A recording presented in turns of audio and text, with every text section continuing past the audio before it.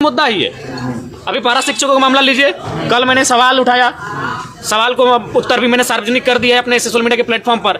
अगर आप इस प्रकार के आप तर्क देंगे पारा शिक्षकों के मामले में, तो फिर यही माननीय इरफान अंसारी जी, इनका वीडियो स्टेटमेंट है, मीडिया को उन्होंने संबोधन किया कि हम 50,000 सरकार में आएंगे तो करेंगे। तो भावनाओं से क्यों खेला जा रहा है? और सारे संवेदनशील मामले प्रक्रियाधीन है, प्रक्रियाधीन है, प्रक्रियाधीन है।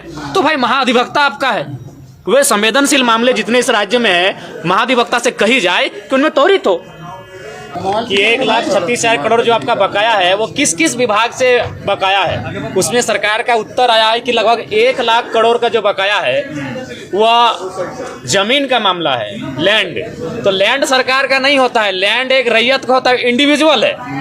यानी इसीलिए हमें लगता है, शायद मैं गलत नहीं हूँ, आज इसीलिए झारखंड राज्य में रैयतों के पक्ष में जीएम लैंड की रसीद नहीं काटी जा रही है, क्योंकि जीएम लैंड की रसीद अगर काटी जाएगी तो माइंस में जो जमीन का अधिग्रहण होता है, और आज जो सरकार 1,36,000 करोड़ का दावा कर रही है वो इंडिविजुअल पैसा है, वो सरकार का भी खजाना नहीं है। ये बहुत बड़ा विषय है, वो इंडिविजुअल है।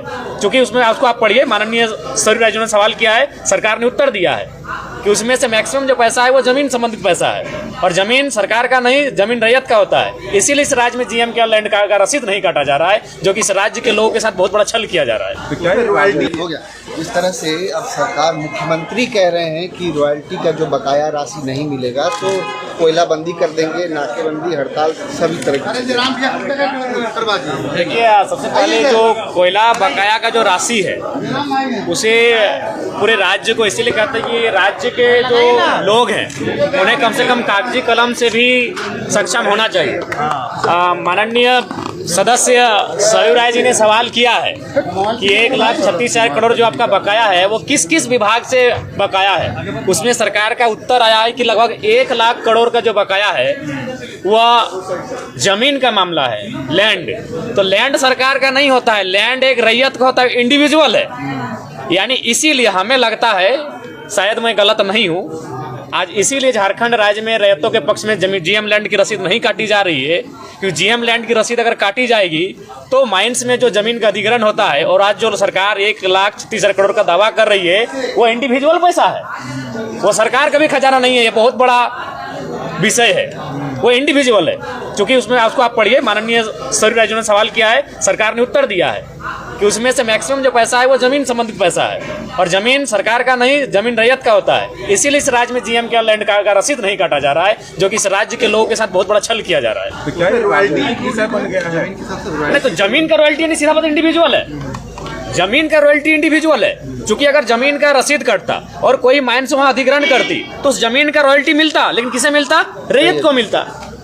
तो ठीक है, उसके बाद अगर ठीक है, अभी मान के चलिए अगर रैयत को ना मिल रहा है तो सरकार को अगर मिल रहा है, तो सरकार अगर निर्णय ले रही है तो हमें लगता है सरकार केवल कह रही है। जब एक विधायक होने के नाते हम उनका समर्थन करते हुए कहें कि चलिए कल से कोयला बंद करते हैं, धरने पर बैठते हैं, तो उनके वो मुख्यमंत्री अटपटा बयान देते हैं। यानी वो संवेदनशील नहीं है, वो गंभीर नहीं है इस राज्य को लेकर। अगर गंभीर होते तो उनको खुद कहना चाहिए था कि हम सरकार होने के नाते विपक्ष के लोगों से भी आह्वान करते हैं कि इस विषय में हमारा सहयोग किया जाए, ताकि सरकार के खजाने में उतनी बड़ी राशि आए जिससे राज्य का बेहतर हो सके। लेकिन कल तो मुख्यमंत्री धनबाद में कह रहे हैं कि अब कोयला रोकना होगा। वो कहते हैं, वो जब धनबाद जाते हैं तो धनबाद जैसा बात करते हैं, गिरिडीह जाते हैं तो गिरिडीह से बात करते हैं, और फिर रांची आते हैं तो माननीय बन के आराम से ठाट बाट करते हैं।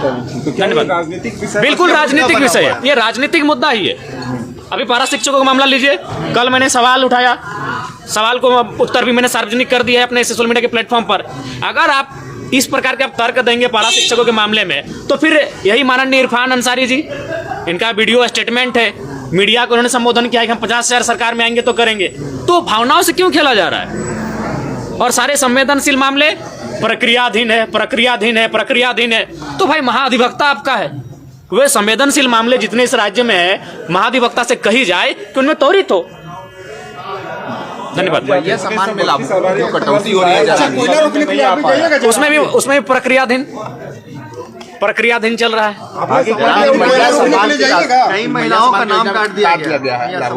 देखिए, आज मैं पुनः आपको कह रहा हूँ, जैसे जैसे समय बढ़ेगा, महिला मैया सम्मान योजना में जो भी लाभुक हैं, जिनका रजिस्ट्रेशन हुआ है, धीरे धीरे उनके नामों की संख्या में कटौती होगी। ये सत्य आप देख लीजिएगा। धन्यवाद।